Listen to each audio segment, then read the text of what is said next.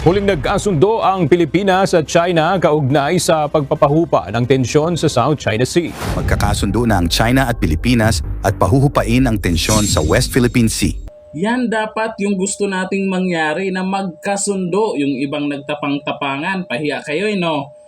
Yung mga gusto ng gulo kaagad, dapat ganyan. Gayahin yung ginawa ni dating Pangulong Duterte na ayusin sa maayos na paraan.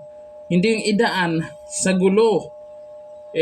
Kagaya niyan, si Amy Marcos, nag-alala na rin kasi merong nakarating sa kanya na info, yung hypersonic missile na aminado ang USA, na sinasabi itong matatapang na to, nakakampihan tayo.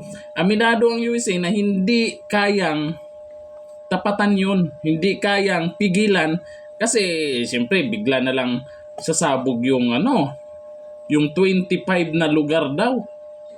Kung anong lugar yung mga nakatarget. Pero sabi ng China, wala naman daw ganun. Pero kung meron mang ganun, paano nyo pipigilan yun? Sa mga matatapang, ano yung panlaban natin doon? Sasaluhin nyo yung missile? Sasaluhin nyo? Ito ang dapat na mangyari. Na makipagsundo yung Pilipinas at wag yung grabe.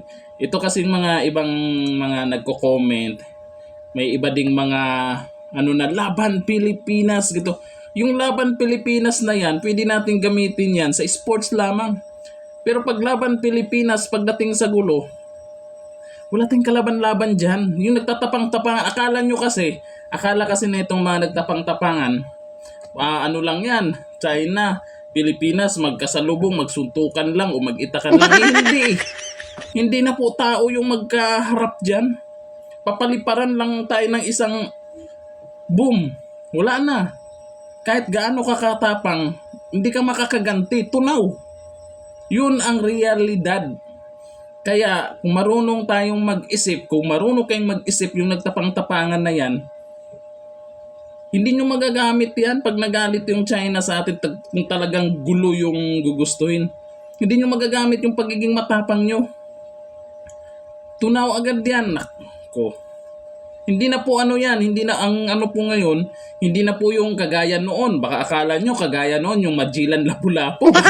Baka yun yung alam nyo. Hindi na po, iba na po ngayon. Kaya ito ay good news naman po ito. Dahil ayan po, kasi inaayos po, ayaw din ng China ng gulo, ayaw din ng Pilipinas, magkasundo sila para humupa po yung tension dyan. Ayos po yan pag ganyan.